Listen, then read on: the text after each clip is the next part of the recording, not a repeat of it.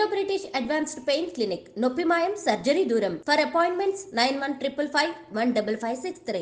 రేవంత్ రెడ్డి గారి ఏడాది పాలన అయిపోయింది. ఏం చెప్పిండ్రు ఆ రోజు ప్రజలకు చాలా హామీలు ఇచ్చారు. కానీ ఏడాదిలో నిజంగా రేవంత్ రెడ్డి గారు చేసింది ఏమైనా ఉన్నది అంటే అయితే కోతలు, లేకపోతే ఎగవేతలు, కాదంటే కేసులు. కేసీఆర్ గారి ప్రభుత్వం గతంలో అనేక సంక్షేమ కార్యక్రమాలు తెస్తే ఆ సంక్షేమ కార్యక్రమాలకు కోతలు పెట్టినారు. కాంగ్రెస్ పార్టీ మేనిఫెస్టోలో చెప్పిన వాటిని ఎగవేతలు చేస్తూ ఉన్నారు. ప్రశ్నించే వారి మీద కేసులు పెడతా ఉన్నారు. ఇంతకు మించి రేవంత్ రెడ్డి సాధించింది అయితే ఏమి లేదు. ఎగవేతలు అంటే గుర్తొస్తూ ఉంది. ఆ మధ్య మా రసమయ్య బాలకృష్ణ నన్ను మానకొండూరు పిలిచిండు. నేను ఆడికి పోయి రేవంత్ రెడ్డి నువ్వు రుణమాఫీ ఎగ్గొట్టినవు, నువ్వు తులం బంగారం ఎగ్గొట్టినవు, రైతు భరోసా ఎగ్గొట్టినవు, మహిళలకు మహాలక్ష్మి ఎగ్గొట్టినవు, వృద్ధులకు 4000 ఆసరా పెన్షన్ ఎగ్గొట్టినవు, ఇవన్నీ ఎగ్గొట్టినవు నాయన. నీ పేరు యనుమల రేవంత్ రెడ్డి కాదు, నువ్వు ఇప్పటి నుంచి ఎగవేతల రేవంత్ రెడ్డివి అన్న. అరే ఎగ్గొట్టినోని ఎగ్గొట్టిండు అంటే కూడా తప్పేనా? ఇది అన్నందుకు ఆడ మానకొండూరులో నా మీద పోలీస్ స్టేషన్లో కేసు పెట్టారు. ఇప్పుడు నోటీసుల మీద నోటీసులు వస్తున్నాయి నాకు, రా పోలీస్ స్టేషన్ కానీ. ఎగ్గొట్టినోని ఎగ్గొట్టిండు అంటే ఇది తప్ప? నువ్వు ఎగ్గొట్టింది నిజం కాదా? నువ్వు కోతలు పెట్టింది నిజం కాదా? ఇదంటే రేవంత్ రెడ్డికి కోపం వస్తూ ఉన్నది. ఏం చేసినావు నాయన నువ్వేమన్నా అంటే పబ్లిక్ డైవర్షన్. ఇలా కేటీఆర్ గారి మీద కేసు పెట్టి, ఒక అక్రమ కేసు పెట్టి అన్యాయంగా ఇరికిచ్చే ప్రయత్నం చేసి ఒక పబ్లిక్ అటెన్షన్ డైవర్షన్. దీనికంటే ముందు లగచెర్ల రైతులను అరెస్ట్ చేసి 15 రోజులు లగచెర్ల పేరు మీద డైవర్షన్ చేసినావు. దానికంటే ముందు అల్లు అర్జున్ పేరు మీద డైవర్షన్ టాక్టిక్స్ చేసినావు. దానికంటే ముందు తెలంగాణ తల్లిని మార్చినా అని చెప్పి దాని మీద 15 రోజులు డైవర్షన్ టాక్టిక్స్. టీజీని టీఎస్ చేస్తున్నా అని ఒక డైవర్షన్ టాక్టిక్స్. తెలంగాణ ఎంబ్లం మారుస్తున్నా అని డైవర్షన్ టాక్టిక్స్. ఇవి తప్పడు అసలు ప్రజలకు చేసింది ఏమన్నా ఉన్నదా? నువ్వు ఇచ్చిన హామీలు అమలు చేసింది ఏమన్నా ఉన్నదా? కేసీఆర్ గారు పెట్టిన సంక్షేమ పథకాలు, కళ్యాణ లక్ష్మి ఈరోజు చెక్కులు పిల్లలు పుట్టినాక వస్తున్నాయి. ఆ రోజు ఏం చెప్పిండు? పెళ్లి కాకముందే తులం బంగారం ఇస్తా కళ్యాణ లక్ష్మి అన్నాడు. పెళ్లి అయినాక పిల్లలు పుట్టినాక కూడా రేవంత్ రెడ్డి పాలనలో ఇంకా కళ్యాణ లక్ష్మి చెక్కులు రాని పరిస్థితి.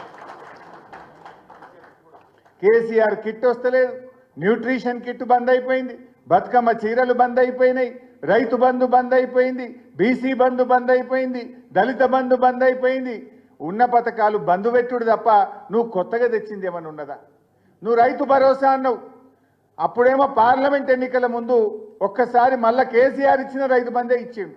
చెప్పిందేమో ఇప్పుడైతే 10,000 మేమొస్తే 15,000 అన్నాడు. కానీ ఇచ్చింది 5,000. అది పార్లమెంట్ ఎన్నికలు దృష్టిలో పెట్టుకొని ఇచ్చిండు. ఎలక్షన్ అయిపోయింది, వానకాలం రైతు బంధు ఎగ్గొట్టిండు. ఇప్పుడు మళ్ళీ జెడ్పీటీసీ ఎన్నికలో లోకల్ బాడీ ఎన్నికలు వస్తాయని మళ్ళొక్కసారి రైతు బంధు వేస్తాడు. ఎలక్షన్ అయిపోయాక మళ్ళీ ఎగ్గొడతాడు ఎగవేతల రేవంత్ రెడ్డి. అంటే రైతు భరోసా విషయంలో రైతుల్ని మోసం చేసిండు. రుణమాఫీ చూస్తే సగం మందికి కూడా రుణమాఫీ కాలేదు. పంటల బీమాని ఊరించిండు, 2 పంటలకు కూడా పంటల బీమా ఎగవెట్టిండు. ఏ ఒక్కటి కూడా ఏ వర్గానికి కూడా ఇచ్చిన మాట నిలుపుకున్న పరిస్థితి లేదు. రైతులకు మోసం, మహిళలకు మోసం. మహిళలంటే గుర్తొస్తుంది, మొన్న జార్ఖండ్ రాష్ట్రంలో హేమంత్ సోరెన్ గారు కొత్తగా ముఖ్యమంత్రి అయింది. ఆయన ఎన్నికల్లో మాట ఇచ్చిండు, నా ప్రభుత్వం అధికారంలోకి వస్తే 2,500 మహిళలకు ఇస్తా అన్నాడు. మొదటి నెలలోనే 2,500 ఇచ్చాయన్న మాట నిలుపుకున్నాడు. మరి రేవంత్ రెడ్డి నువ్వేమో 100 రోజుల్లో ఇస్తా అని బాండ్ పేపర్ మీద సంతకాలు పెట్టి 13 నెలలు నిండినా ఈరోజు మహాలక్ష్మి పథకాన్ని రాష్ట్రంలో అమలు చేయలేదు. మహాలక్ష్మి ఎగబెట్టిండు. అదేవిధంగా పక్కన ఆంధ్రప్రదేశ్లో మొదటి నెలలోనే 2,000 పెన్షన్ను 4,000 చేసి ఆంధ్రప్రదేశ్ ప్రభుత్వం మాట నిలబెట్టుకున్నది. రేవంత్ రెడ్డి గారు ఆ రోజు అవ్వా నీ పింఛన్ ఎంత? ఇగో వచ్చే నెల ఇందిరమ్మ రాజ్యం రాగానే 4,000 ఇస్తా అన్నాడు. ఎన్ని నెలలు కావాలి నాయన నీకు? వచ్చే నెలపై 13 నెలలు నిండినా ఇవాళ పక్కన ఆంధ్రప్రదేశ్లో 4,000 ఇచ్చిండు. కానీ ఈ రేవంత్ రెడ్డి ఆసరా పెన్షన్దారులకు 40 లక్షల మంది అవ్వాతాతలకు 4,000 పెన్షన్ ఇవ్వకుండా ఇచ్చే 2,000 కూడా 2 నెలలు ఎగ్గొట్టి పాపాన్ని మూటగట్టుకున్నాడు ఈ రేవంత్ రెడ్డి. అంటే ఏం చేసినావు నువ్వు? ఏ వర్గానికి ఇచ్చిన మాట నిలుపుకున్నావని నేను అడుగుతా ఉన్నా. ఎస్సీ ఎస్టీ బీసీ రెసిడెన్షియల్ స్కూళ్లలో పిల్లల ఉసురు పోసుకున్నాడు. 60 మంది పిల్లలు చనిపోయింది. ఆ పిల్లలకు సరిగ్గా అన్నం పెట్టక ఆ పిల్లలందరూ ఆసుపత్రుల పాలు చేసినటువంటి ఘనత ఈ ఏడాది పాలనలో రేవంత్ రెడ్డికి దక్కుతుంది. అంటే ఈ రకంగా ఎగవేతలు ఒకవైపు చేస్తూ ఉన్నాడు. ఇక కేటీఆర్ లాగా ఎవరు ప్రశ్నిస్తే వాళ్ళ మీద కేసు, మా సోషల్ మీడియా అక్క చెల్లెళ్ళు అన్నదమ్ములు ప్రశ్నిస్తే వాళ్ళ మీద కేసులు, ఎవరు ప్రశ్నిస్తే వాళ్ళ మీద కేసులు పెట్టి ఇవాళ అణిచివేయాలనేటువంటి ప్రయత్నం చేస్తున్నాడు. ఏమన్నా సంక్షేమ పథకాలు ఏమైనా నాయన అంటే డబ్బులు లేవు అంటాడు. కానీ ఈయన ఏం చేస్తుండు, ఈయన భూములకు, ఈయన కుటుంబ సభ్యుల భూముల కాడికి 1000 కోట్లు ఖర్చు పెట్టి 6 లైన్ రోడ్ వేస్తా ఉన్నాడు కలవకుర్తి దాకా. ఈయన నేను మెట్రో రైల్ 50,000 కోట్లతోని మెట్రో రైలు చేస్తా అంటుండు, ఎలివేటెడ్ కారిడార్స్ కడతా అంటుండు, 1,00,000 కోట్లతో మూసీ ప్రాజెక్టు కడతా అంటుండు. మరి అవ్వాతాతలకు 4,000 పింఛన్ ఏమైందంటే పైసలు లేవంటాడు. అరే రైతులకు 7,500 రైతు బంధు ఏమైందంటే పైసలు లేవంటాడు. మరి మూసీకి 1,00,000 కోట్లు ఆడికెళ్ళి వస్తున్నాయి నాయన నీకు?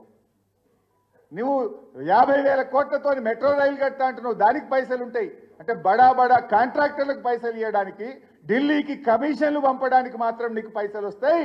ఇవాళ అవ్వ తాతలకు ఇవ్వడానికో, మా రైతులకు ఇవ్వడానికో, మా మహిళలకు ఇవ్వడానికి నీకు డబ్బులు లేవా అని నేను అడుగుతా ఉన్నా ఈరోజు ముఖ్యమంత్రిని.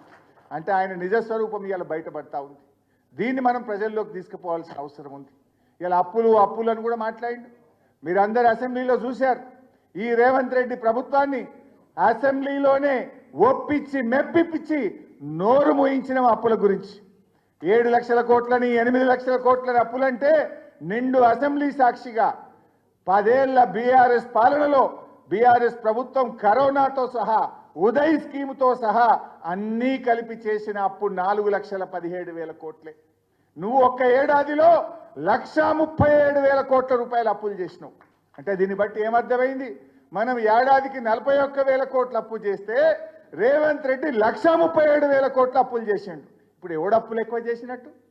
అంటే నీ ఇష్టం ఉన్నట్టు నీ మంత్రులు, నీ మీడియా, నీ సోషల్ మీడియా అడ్డగోలు ప్రచారాలు చేస్తే అసెంబ్లీలోనే కడిగి పారేసినాం. కాంగ్రెస్ ప్రభుత్వం నోరు మూపించినాం. మళ్ళీ ఎవడన్నా అప్పుల గురించి దుష్ప్రచారం చేస్తే బిడ్డ లీగల్ నోటీస్ ఇస్తాం, కోర్టుకు పోతామని అసెంబ్లీలోనే చెప్పి ప్రభుత్వం నోరు మూయించినాం. తప్పైతే ఇప్పుడే చెప్పు, బయట మాట్లాడితే ఊరుకోం బిడ్డ అని చెప్పాల్సి వచ్చింది. అంటే ఇలా బీఆర్ఎస్ ప్రభుత్వం వరుసగా 2 ఏళ్లు కరోనా ఉన్నా ఉదయ్ అప్పులు కేంద్ర ప్రభుత్వం బలవంతంగా మన మీద రుద్దినా మన ప్రభుత్వం ఏడాదికి 41,000 కోట్ల అప్పు చేస్తే రేవంత్ రెడ్డి ఒక్క సంవత్సరంలో 1,40,000 కోట్ల రూపాయలు అప్పు చేసిండు. ఇప్పుడు ఎవడరా నాయన ఎక్కువ చేసింది? మేం చేసిన దాంట్లో కాళేశ్వరం కట్టినాం, పాలమూరు కట్టినాం, చెరువులు బాగా చేసినాం, జిల్లాకో మెడికల్ కాలేజీ కట్టినాం, కలెక్టరేట్లు కట్టినాం, గురుకుల పాఠశాలలకు పక్కా భవనాలు కట్టినాం, మేము ఇంటింటికి నల్లా పెట్టి నీళ్లు తాగిచ్చినాం, నిరంతరాయ విద్యుత్తునిచ్చినాం.